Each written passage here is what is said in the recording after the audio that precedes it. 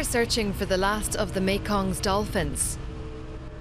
Here in Cambodia, where the river is still wild and untamed, a small group of about 80 Irrawaddy dolphins still exists.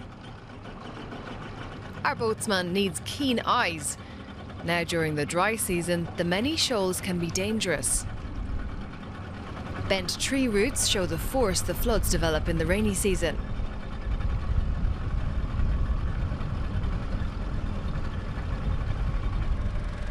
We change boats in Kratchi. Several years ago, the Cambodian government turned this section of the river into a dolphin conservation area. The fishermen had to change course to ecotourism. Instead of fishing, I now take tourists to see dolphins. I don't earn less than I did as a fisherman. I hope more tourists come. That would be good for our community. It would create lots of new jobs.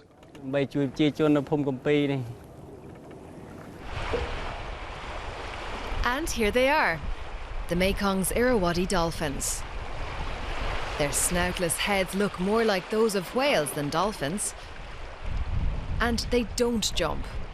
Visitors shouldn't expect them to put on a show like Flipper.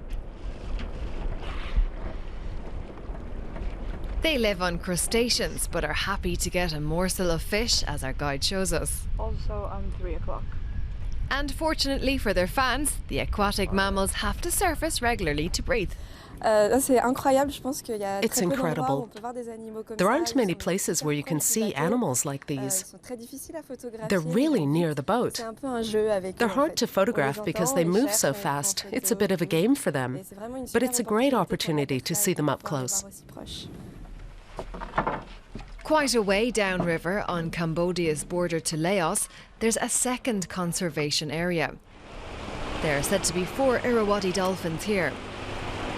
River guards regularly patrol the area.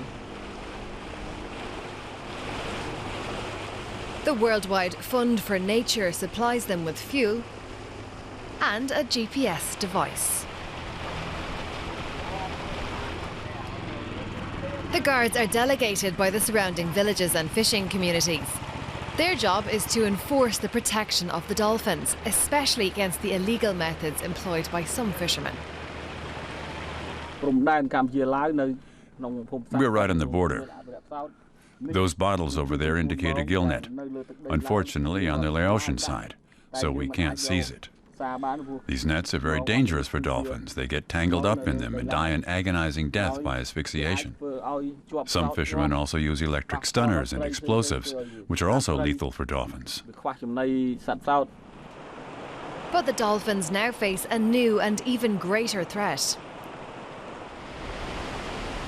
The might of the Mekong also awakens economic desires. Cambodia's neighbour Laos wants to build several dams and generate hydroelectric power. The bitterly poor country would like to become the battery of Southeast Asia. The Dong Sahong Dam is to be built with Malaysian assistance directly on the border. We aren't allowed to film at the dam's construction site in Laos, but this infrastructural work on the Cambodian side gives a hint of what it will look like when the machinery moves in. I represent 600 families, more than 3,200 people in all. I'm very worried. If our neighbor, Laos, dams the Mekong, rotting biomass will have a serious impact on the quality of our water. The dolphins will disappear, so will the fish. In the dry season, we'll have too little water.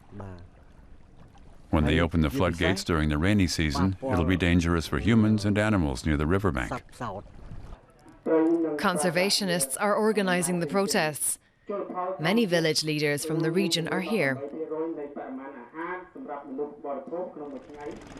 The 200 or so participants are staging a demonstration on the water.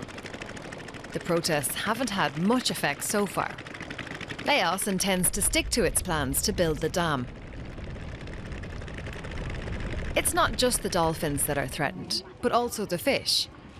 In Cambodia, they're a staple food and the most important source of protein.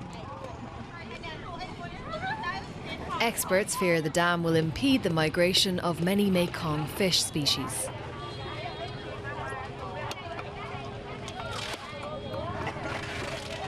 That would deprive fishermen on the Mekong of their livelihood. For generations, they've been setting out on the river at dawn to cast their nets.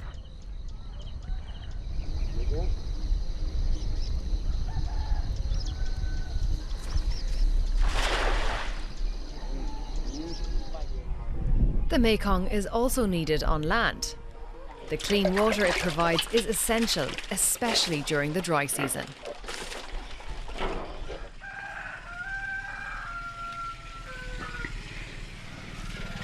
Prune Sarot grows cabbage, pumpkins and cucumbers in her vegetable garden. And the soil is always thirsty. We use water from the river for our fruit plantations, as drinking water for the family, to do laundry and lots more. When I think about it, for everything. And when the temperatures rise to 40 degrees Celsius, the Mekong can be the last resort for escaping the heat. We've reached the end of our journey on the Mekong in Phnom Penh. The river is also a main artery here in the capital. Damming the river could strangulate that artery. Many fear its impact would be irreversible. If the downtown going to be built at a negative impact, including the quality of the water, including the density of the reach of fishery and so on, we could not address it. So and we could not recover back, the number of fish and so on where they used to live, because the habitat of dolphin has been thousand years ago. The Mekong would be poorer without its dolphins, and their welfare mirrors the survival of the entire ecosystem.